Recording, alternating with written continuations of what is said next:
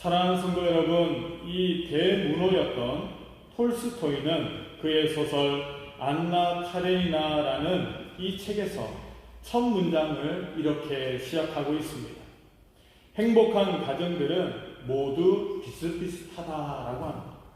그러나 불행한 가정들은 아주 다양하다, 모두 나름대로의 이유가 있다라고 그 책을 시작하고 있습니다.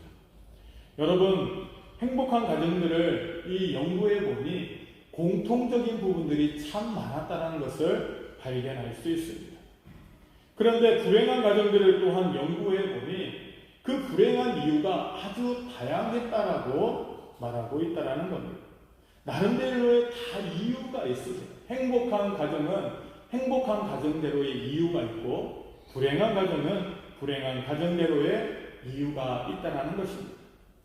어떤 사람에게는 그것이 행복으로 다가올 수도 있지만은 또 어떤 사람에게는 그것이 불행으로 다가오는 사람들도 있다는 겁니다.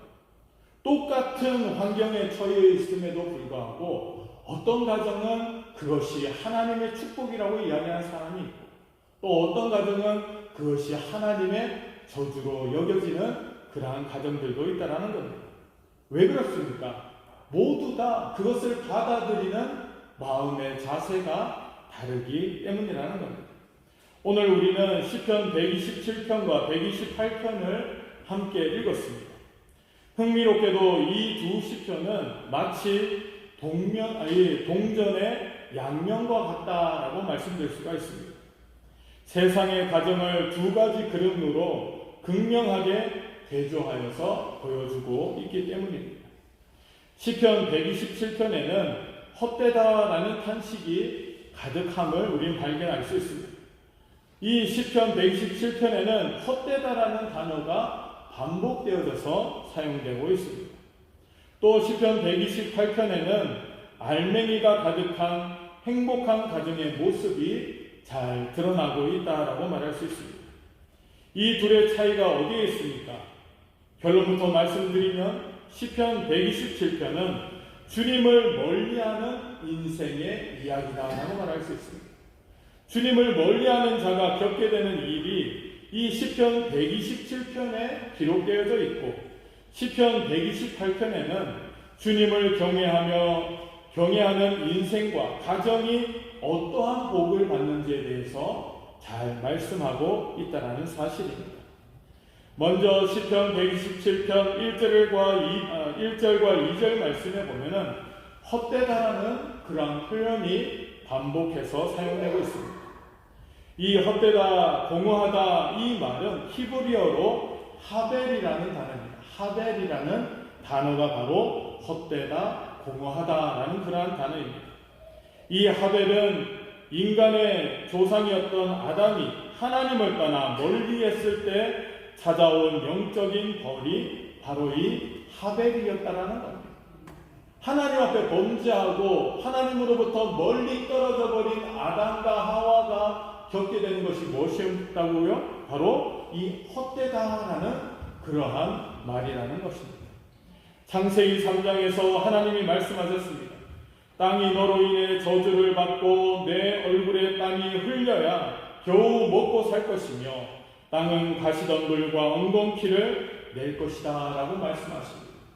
첫 번째 인류의 가정이었던 이 아담과 하와가 범죄하기 이전에는 얼마나 하나님의 은혜 가운데 살았는지 모릅니다.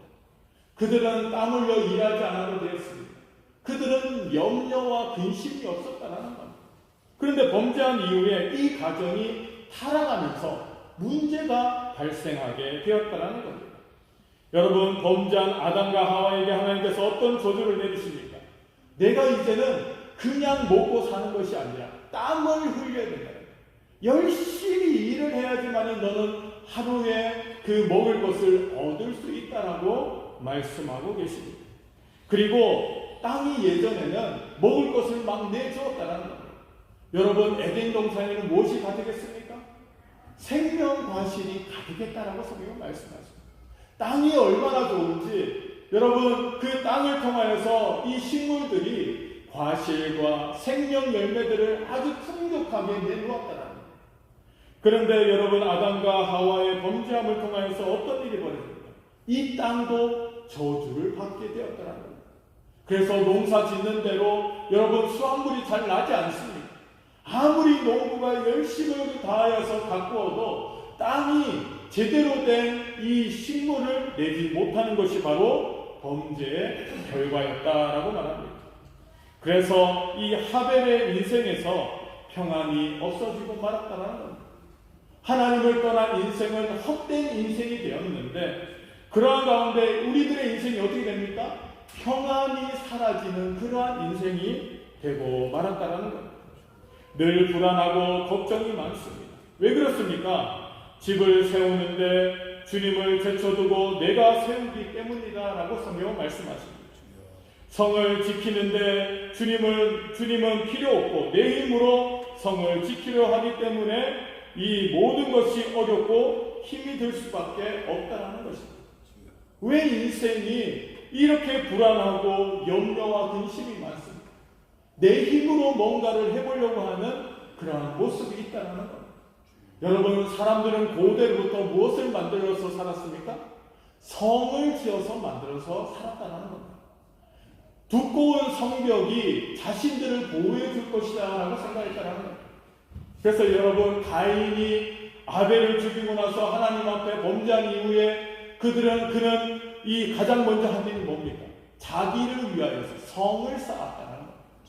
하나님을 의지하고 하나님을 바라보고 살아야 될 이 하나님의 백성이 범죄하니까 어떻게 됩니까? 내 힘으로 나 자신을 보호하려고 한다는 겁니다.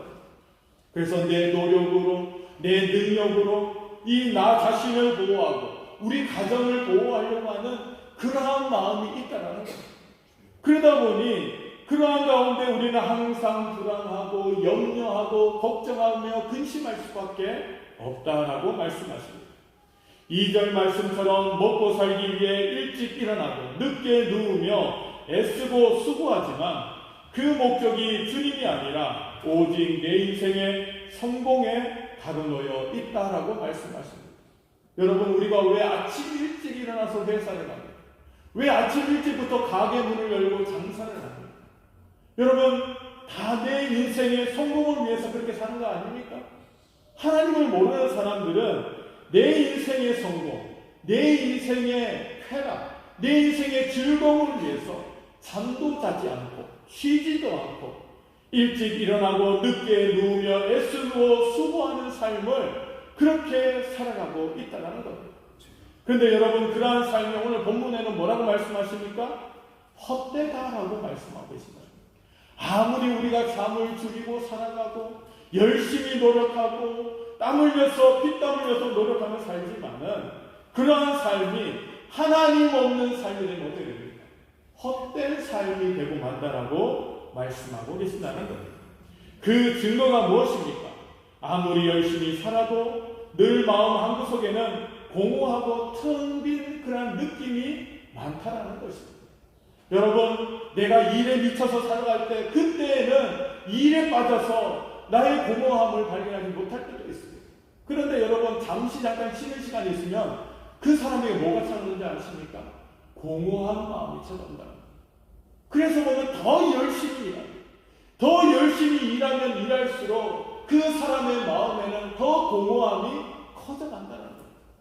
내가 이렇게 열심히 일해서 뭐하겠나? 내가 이렇게 열심히 돈 벌어서 뭐하겠나? 때론 이러한 마음들이 너무나도 우리의 마음을 공허하게 만들 때가 많다라는 겁니다. 늘 무언가에 쫓기고 조급해하고 불안해하는 인생, 그것이 바로 주님 없는 이 헤벨의 인생이다라고 성경은 말씀하십니다. 여러분, 하나님 없는 삶은 허무하다라고 시편 127편에는 분명히 우리에게 말씀하고 계시다는 겁니다. 이 허무함을 이겨내기 위해서는, 이 허무함이 사라지기 위해서는 어떻게 됩니까? 우리는 하나님을 바라보아야 한다라고 성경은 말씀하고 계신다는 겁니다. 사랑하는 성도 여러분, 우리의 가정에 허무함이 있습니까? 여러분, 우리 가정에 허무함이 가득하다고 여러분 느끼십니까? 여러분, 그렇다면은 우리 가정에 하나님이 계시지 않기 때문에, 하나님을 모시고 계시지 않기 때문에 우리 가정이 공허하고 허무할 수밖에 없다라고 말씀하고 계십니다.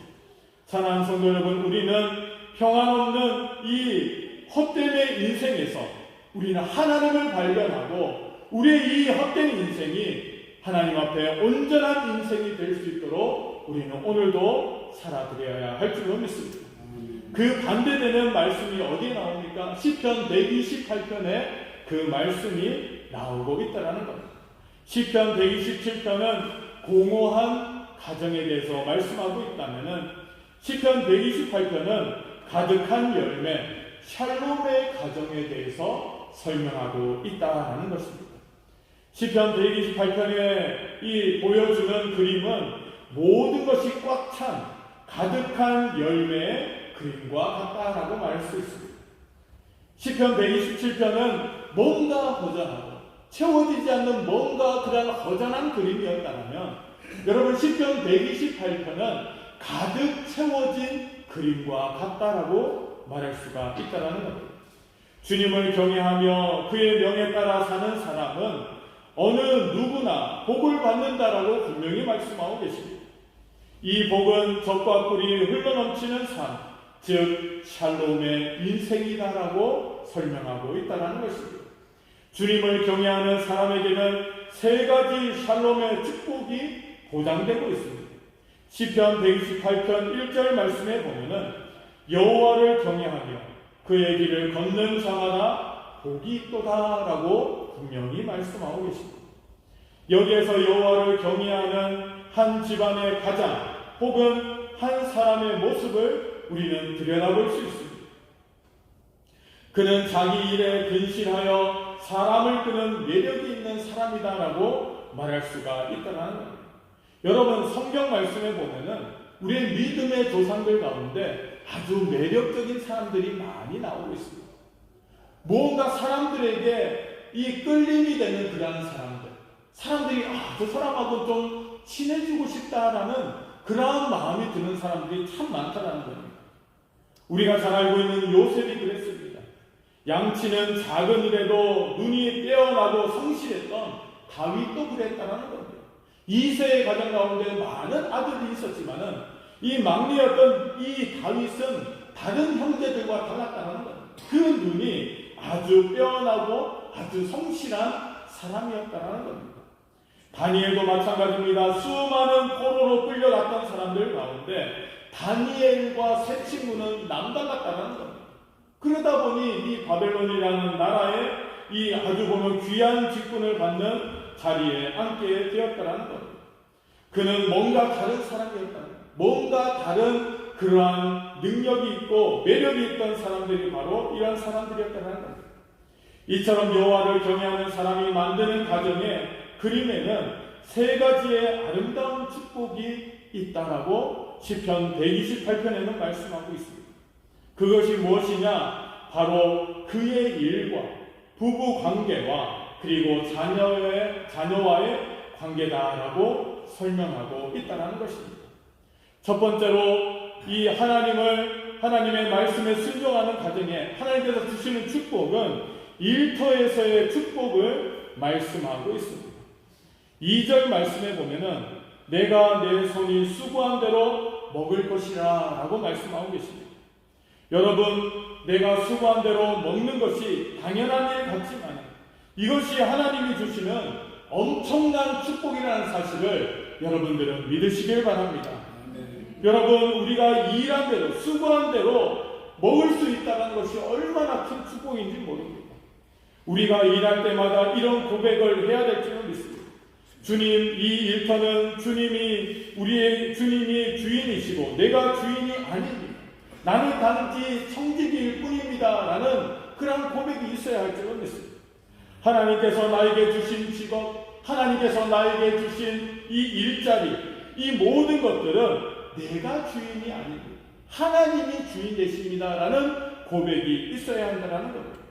이러한 자세를 가질 때 주님은 우리에게 일한 만큼 먹고 누리게 하시는 축복을 주시겠다라고 약속하고 계신다는 겁니다. 여러분, 오늘도 우리가 이 땅에서 살 때 우리는 많은 노력을 하면서 살아요. 우리가 가지고 있는 직업과 사업장과 직장에서 우리는 최선을 다하면서 우리는 오늘을 살아가고 있다는 겁니다. 그런데 여러분, 우리의 마음가짐이 어떻게 해야 된다고 말합니까? 주님, 이 일터는 주님이 내게 주신, 하나님께서 주신 선물이라는 것을 알고 나는 단지 하나님 앞에 청지기일 뿐입니다 라는 고백이 있어야 된다는 겁니다. 하나님께서 일터를 통해서 나에게 주시는 물질, 건강, 이 모든 것들은 내 것이 아니라 하나님의 것이라는 그러한 고백이 있어야 된다라고 말씀하고 계십니다. 앞서 이 하벨의 인생은 어땠습니까? 열심히 일해도 땅이 가시덤불을 내고 다 흩어버릴 것이다 라고 말씀하고 있습니다. 내가 일하는 것, 내가 열심히 노력하는 것이 하나님이 우리에게 주신 축복이라는 고백이 없다면 어떻게 됩니까? 이 땅은 이 우리가 열심히 일한 만큼 대가를 내놓지 않는다라고 말씀하고 있다는 것입니다.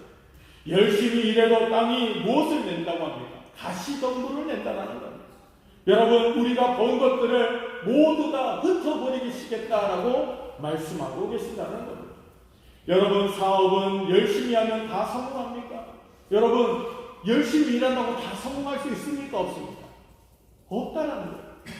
요즘처럼 열심히 일하는 세대가 없습니다. 정말 열심히 일합니다. 잠을 줄여가면서 예전에는 직업이 한 가지였습니다. 그런데 그래도 먹고 살만했습니다. 근데 요즘은 어떻습니까? 요즘 젊은 사람들은 한 가지 직업으로 만족하지 못합니다. 그래서 두 가지, 세 가지, 투잡, 쓰리잡을 뛰는 그런 사람들이 많다라고 합니다. 여러분, 아무리 시간을 쪼개고 아무리 열심히 노력해서 성공을 향해서 달려간다고 해도 여러분, 성공하는 사람들을 찾아보기가 쉽습니까? 어렵습니까? 어렵다라는 거예요. 여러분, 왜 그렇습니까? 이 성공이 나의 노력과 비례해서 나에게 주어지지 않기 때문이라는 겁니다. 농부가 1년 내내 피땀 흘려도 여러분 한번 생각해 보시기 바랍니다. 여름에 태풍이 한번 오면은 아무리 열심히 정성을 다해서 갖고 온 그러한 식물이라고 해도 여러분 한순간에 다 날아간다. 비가 와서 홍수가 나면 어떻게 됩니까? 다 쓸려서 내려갈 수밖에 없다. 아무리 노력하고 태풍을 막으려고 하고 홍수를 막으려고 해도 여러분 그것이 인간의 능력으로 됩니까? 안 된다. 매년 여러분 홍수가 나지 않습니까? 그래도 이 수도권에는 홍수가 잘 나지 않습니다. 하지만은 아직도 저 남부 지방에 가면 비만 오면 홍수가 나는 곳이 많다고 합니다. 아무리 열심히 씨를 뿌리고 과실을 맺으려고 열심히 노력해도 태풍 한 번이 불면은 여러분 이 홍수 한 번을 나면 어떻게 됩니까? 모든 노력이 물거품이 되고 만다라는 겁니다. 여러분, 어부가 그물을 열심히 쳐도 여러분 만선이 되는 것이 쉽습니까? 어렵습니까? 어렵다라는 거예요. 아무리 그물질을 하고 열심히 낚시질을 해도 물고기가 웬만해서는 잡히지 않는다. 여러분, 어떠다가 운이 좋아서 이 보면은 이 물고기를 많이 잡을 때도 있지만 매일매일 내가 그물을 내린다고 해서 그 그물이 가득 찬다는 보장이 없다는 것입니다. 여러분, 이 축산 농가가 가축 전염병이 걸리면 어떻게 됩니까? 한순간에 모든 것을 살처분하고 만다는 거예요. 요즘 여러분 마트에 가보면 계란값이 얼마나 비싼지 그렇죠? 계란 한 칸에 10,000원이 넘어가요. 이게 기본이 10,000원이 넘어가는 그런 시대가 되어버렸다는 거예요. 왜 그렇습니까? 조류 독감 때문에 여러분 알게 모르게 이 양계장들이 폐사하는 그런 양계장들이 많다고. 그러니까 이 생산량은 없고 그러니까 사람들의 수요는 많이 어떻게 됩니까? 가격이 올라갈 수밖에 없다는 거예요. 계란 하나 까서 이 보면 계란 후라이 해먹기도 여러분 어려운 시기가 올 수도 있다는 거예요. 여러분 이 조류독감이나 이런 것들 인간의 힘으로 막을 수 있습니까? 없습니까? 없다는 거예요. 아무리 방역을 하고 여러분 컴퓨터로 AI를 동원해서 아무리 제때 방역을 하고 좋은 음식을 주고 해도 여러분 이 전염병이 한번 돌면 어떻게 됩니까? 소도 죽고 돼지도 죽고 여러분 닭도 죽고 온갖 가축들이 한순간에 다 살처분할 수밖에 없는 그러한 처지가 되고 만다라는 겁니다. 열심히 한다고 다 되는 것이 아니라는 거예요. 열심히 해서 다 된다면 모든 사람들이 어려움이 없지 않겠습니까? 하지만 아무리 열심히 해도 해도 여러분 다 잘 될 수는 없다라고 말씀하십니다. 그렇게 주님을 경외하는 사람은 매일 고백해야 할 줄을 믿습니다. 내가 아침부터 밤까지 열심히 일하지만 이 사업을 인도하시는 분은 주님이십니다라는 고백이 우리 가운데 있어야 할 줄로 믿습니다. 아멘. 오늘도 내가 아침 일찍 일어나고 수고의 떡을 먹고 내가 피땀 흘려서 노력하지만은 하나님 이 모든 것을 이루시는 분은 하나님이십니다. 하나님의 은혜로 된 것입니다. 저는 하나님만 의지합니다. 이러한 고백이 있어야 할 줄로 믿습니다. 아멘. 이러한 고백이 있는 가정은 여러분 믿음의 가정이다. 이러한 고백이 있는 가정은 하나님 앞에 복받은 가정이라는 사실을 여러분들은 믿으시길 바랍니다. 아멘. 하나님께서는 오늘도 믿는 가정을 지키십니다. 하나님께서는 먹을 것과 입을 것과 생활할 수 있는 것들을 채워주시는 하나님이시라는 겁니다. 아멘. 어떠한 고백이 있을 때요? 주님, 내일이 아닌 오늘도 주님의 힘으로 살아갑니다. 이러한 고백이 있는 가정에 하나님께서 오늘도 믿음으로 채워주실 줄로 믿습니다. 아멘. 두 번째로 하나님이 복 주시는 가정은 어떤 가정입니까? 부부 관계에 축복이 있는 가정이다라고 말씀하십니다. 행복한 집의 두 번째 그림을 3절 상반절에 나오는 부분이다라고 말할 수 있습니다. 내 집 안방에 있는 내 아내는 결실한 포도나무 같으며 라고 말씀하고 계십니다. 결실한 포도나무 열매가 가득 찬 상태로, 즉 하나님의 축복으로 부부가 정서적으로, 육체적으로, 영적으로 온전한 연합의 모습을 뜻한다라고 말할 수가 있다는 겁니다. 여러분, 하나님께서 복 주시는 가정은 어떤 가정입니까? 부부 관계에 축복이 있는 가정이라는 사실입니다. 하나님께서 그 가정의 부부가 정서적으로, 육체적으로, 영적으로 온전한 연합을 될 수 있는 그러한 가정이 하나님 앞에 복받은 가정이다라고 말씀하고 계신다는 겁니다. 여러분, 과거의 한 조사에서 아이들에게 부모님이 가장 부끄러울 때가 언제이냐라고 물어봤습니다. 부모님이 언제 가장 부끄럽냐? 우리 부모님이 언제 가장 부끄러웠냐라고 아이들한테 질문했다고 합니다. 그때 아이들이 뭐라고 대답했는지 아십니까? 많은 아이들이 우리 부모님이 이 공중도덕을 지키지 않을 때 가장 부끄럽다고 합니다. 여러분, 자녀들과 함께 길을 건널 때 무단횡단하는 부모님들, 그렇죠? 자녀와 같이 길을 가다가 여러분 쓰레기를 함부로 버리는 부모님들, 또 이 거리에다가 또 침을 막 뱉는 분들, 아니면 거리에서 담배를 피시는 부모님들, 그런 부모님들을 보면은 자녀들이 부끄러웠다라고 그렇게 느껴졌다라고 합니다. 또 질문했다고 합니다. 부모님으로부터 가장 상처받을 때가 언제냐고 질문하니까 많은 아이들이 대답하기를 부모님이 서로 심하게 싸우실 때 가장 상처가 됐다라고 그렇게 대답했다고 합니다.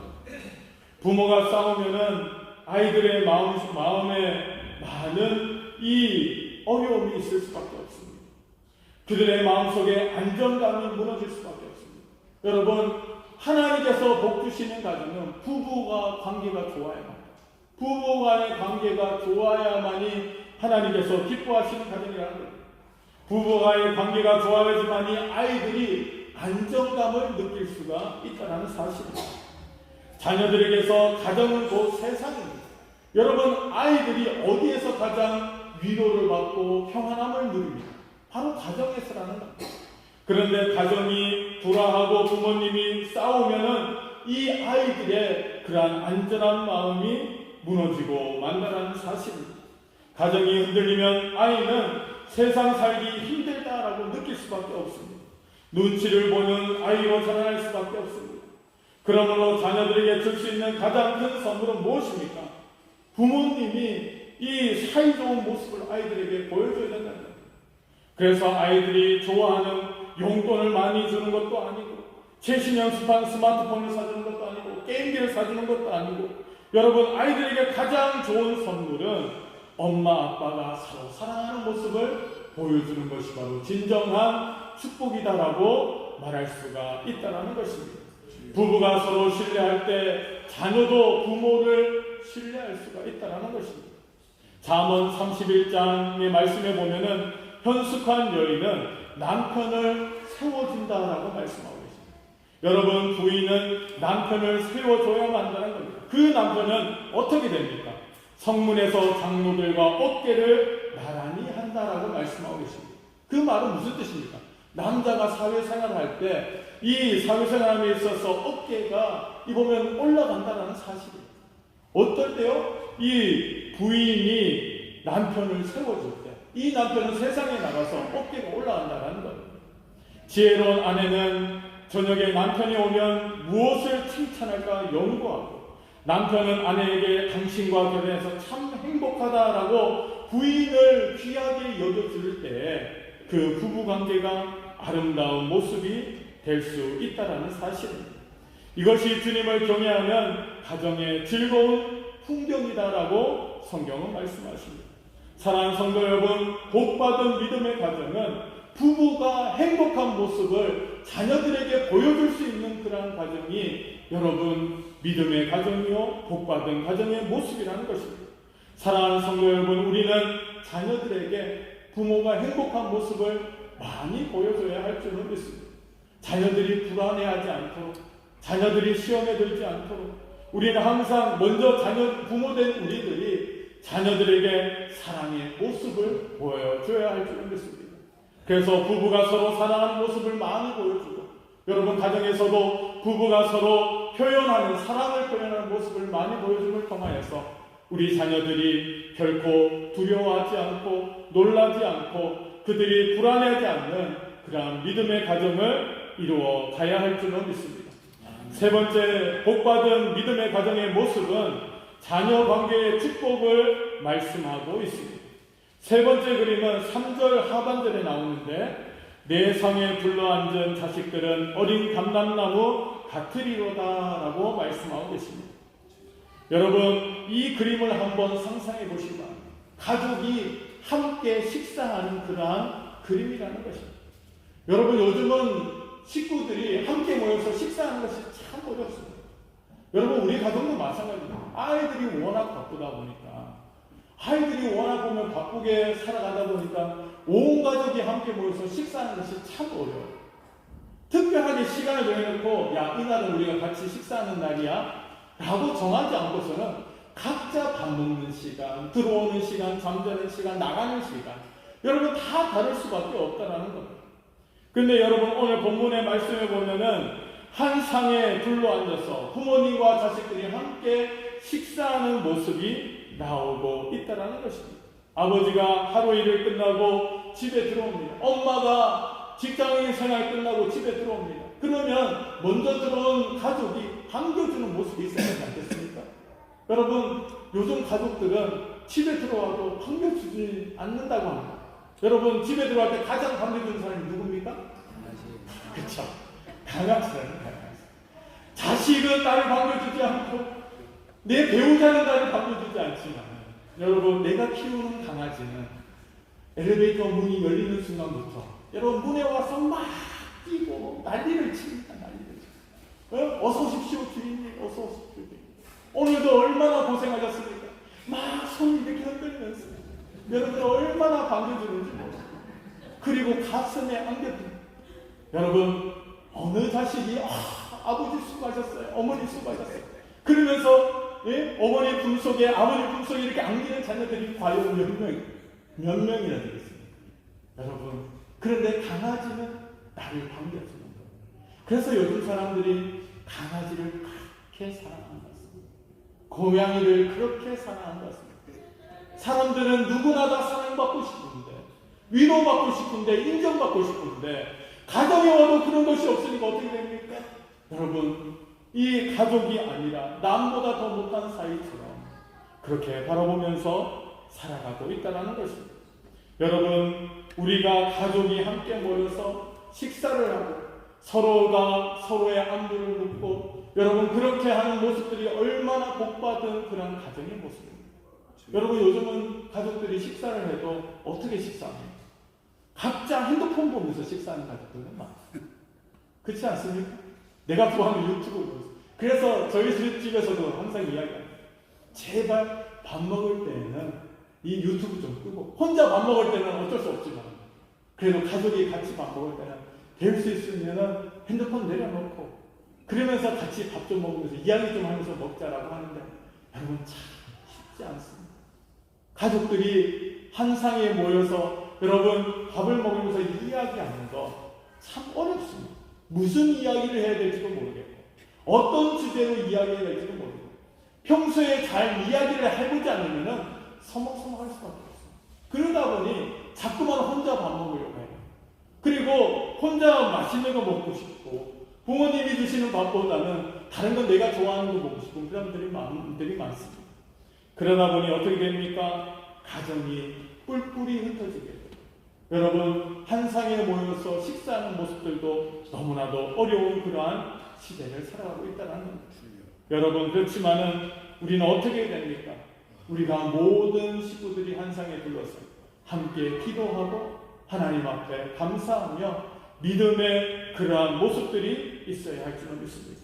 이러한 가정이 하나님 앞에 복받는 가정이다라고 말씀하십니다. 자, 오늘 시편 127편은 8편은 우리에게 복 있는 가정이 어떤 것인지 우리에게 세 가지를 말하고 있습니다. 일터에서 수확과 만족을 얻는 가정, 부부간의 따뜻한 관계를 누리는 가정, 자녀들이 정상적으로 그리고 충만한 그런 가정이 복받는 가정이라고 말씀하십니다. 여러분 그렇지만 이러한 가정이 여러분 그냥 됩니까? 그냥 되지 않는다. 여러분 말로만 그렇게 됩니까? 말로만 되지 않는다고 성경은 말씀하십니다. 여러분 이런 것들은 훈련이 필요하다는 거예요. 여러분 가족 간의 관계를 맺는 것도 훈련이 필요합니다. 하나님께서 우리에게 바른 믿음의 가정을 세우라고 말씀하십니다. 그리고 그것은 부모된 우리들이 먼저 믿음의 훈련을 통하여서 그것이 이루어진다라고 말씀하고 계십니다. 나는 부모님으로부터 이러한 사랑을 받지 못했습니다 라고 말씀하는 분도 계실 수도 있습니다. 하지만 여러분 내가 받지 못한 사랑을 우리는 하나님 앞에 받았다는 겁니다. 하나님께서 우리에게 사랑을 베푸시고 그 사랑을 받은 우리들이 여러분 우리의 자녀들에게 이 사랑을 베푸는 그러한 부모의 모습이 되어야 할 줄로 믿습니다. 여러분 이 훈련은 어렵습니다. 이 훈련은 너무나도 힘이 들고 어렵습니다. 하루 한순간에 이루어질 수 없는 것입니다. 그렇지만은 여러분 우리는 열심을 다하여서 하나님 말씀에 순종하고 훈련하기를 우리는 열심을 내어야 할 줄로 믿습니다. 어떤 분들은 오해합니다. 우리 가정은 너무 상처가 깊어서 이러한 것들이 쉽게 이루어지지 않습니다.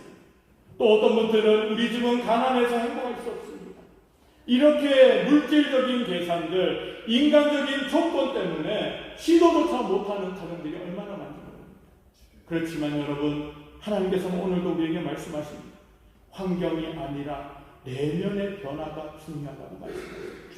하나님께서 우리에게 말씀하신 내가 정말 가정을 사랑하고 자녀를 사랑하고 내가 이 가정을 정말 믿음으로 바로 세우겠다라는 그런 훈련에 임하는 부모가 될 때 하나님께서는 그 가정을 변화시켜 주실 줄로 믿습니다.